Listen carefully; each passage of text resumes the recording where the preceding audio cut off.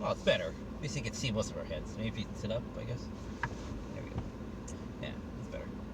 Okay, so yes, the difference between, or similarities, between Walter White and Thomas Shelby from Peaky Blinders. I'm the audience. So yes, we've both seen Breaking Bad, and we're both watching and hoping to see the sixth and final season of Better Call Saul, which I like because I have no idea where this is going to go. Even though, yes, I've seen 2 different series explaining the dichotomy or whatever for Saul, which is good, but I still have no idea what the hell the guy's going to do. So I am just jazzed to say, I have no idea what this guy's going to do. He's going to resolve something. Okay. How he's going to do that? Well, I doubt he's going to use a machine gun or a bomb. So, I don't know. So that's what I'm jazzed for. Yes, but he hasn't seen Peaky Blinders. I have. I've seen almost every single episode. And I'm also looking forward to season 6 as well. And, okay, so basically we know that Walter White is a middle-aged man who's trying to validate his genius and trying to get something going for his family before he dies of cancer. Yeah. Right? That's basically what it really boils. Like, that's hard baselines you're going to get. Yeah, a man should be able to take care of his family. That's your starting point. Where it ends up is someplace completely different. But of course, that's what he tells himself. Yeah, well, a man should be able to take care of his family plus emasculation. Yes. Emasculation. Oh, God. To drug lords of all people. Yeah. And not going to therapy. Yes. Anyway, so Thomas Shelby is a 1800s bookie family. They're half Romanian, they say? Romanian? Half gypsy, whatever gypsy's supposed to be. Roma. Because with the accent, it sounds like Romani. So. Romani, yeah, but that's also not Romania. Again, it's Romani is also Romani. Correct. Yeah, Romani. Yeah, because it gets confusing. That's from Romania. That's from again. It's like they say gypsy, so just say they're half gypsies, half Irish, whatever. So it's like just go with that. And then, so Thomas Shelby's in his 20s, maybe late 20s. His brothers have just come back from the war. They got medals, so this guy's already been established as being a very capable and also pretty intelligent. Because he's also the master planner, and the family tends to follow him because, yes, he's right. He's proven himself, so they have no really reason to really, question him, but they do question him from time to time. And so... It's literally what supporting cast is there for. Yeah. So, the difference is that Tom Shelby, even though he is, established and wants to grow the family business and make lots more money... He has basically the exact same problem as Walter White. Is he plays this incredibly close to the chest. He has these outlandish, within a hair's breadth, succeed or fail rate. And even when he comes close to failing but wins by a hair's breadth, he still has another plan to do bigger and bigger, better plans. And I'm like, Jesus Christ, this guy's a glutton for punishment.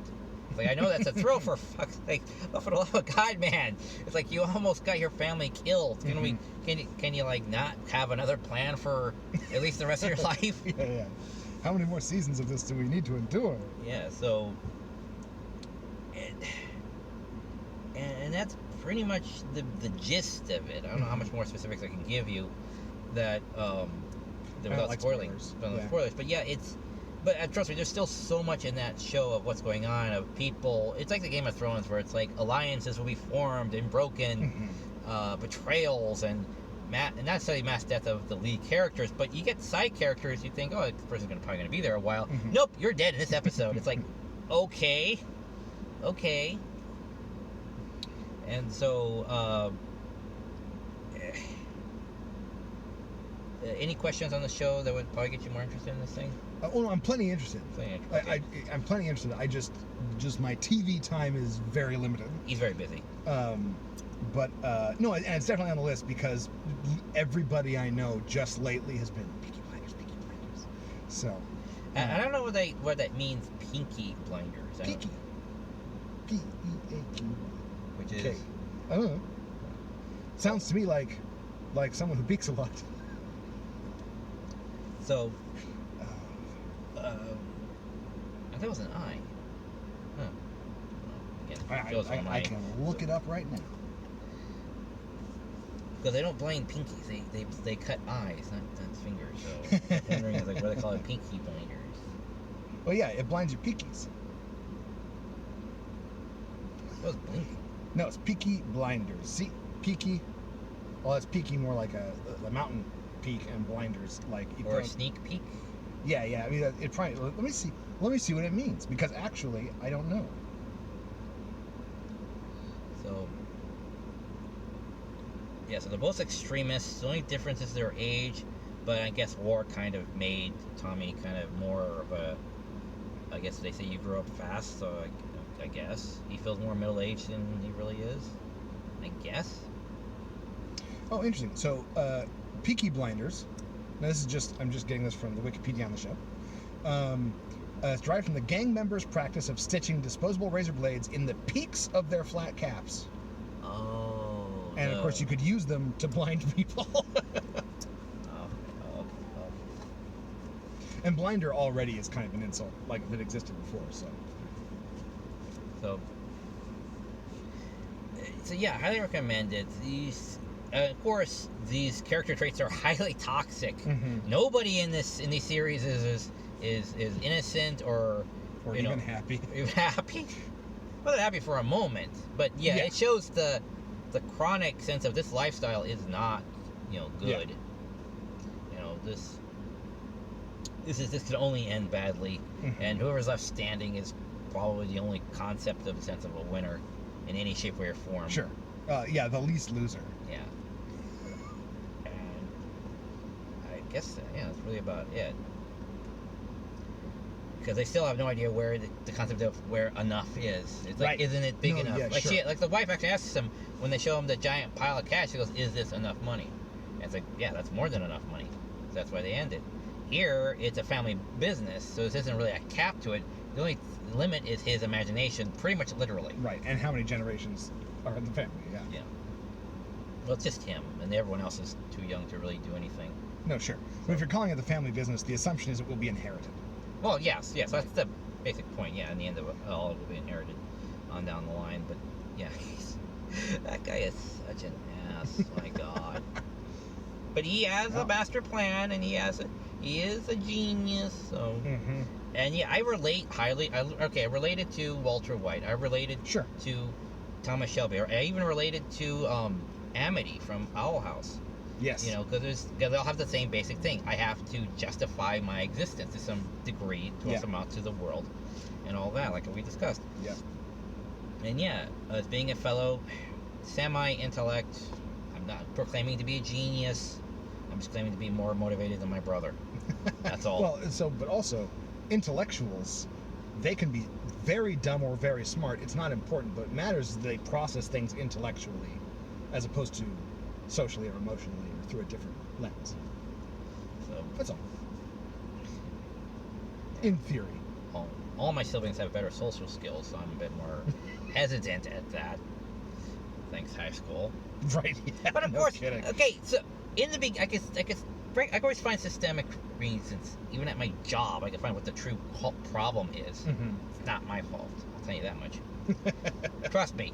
Like my mother, I could do it all perfectly. Wouldn't matter. Mm. That's not gonna magically make things perfect or fine if Greg works harder.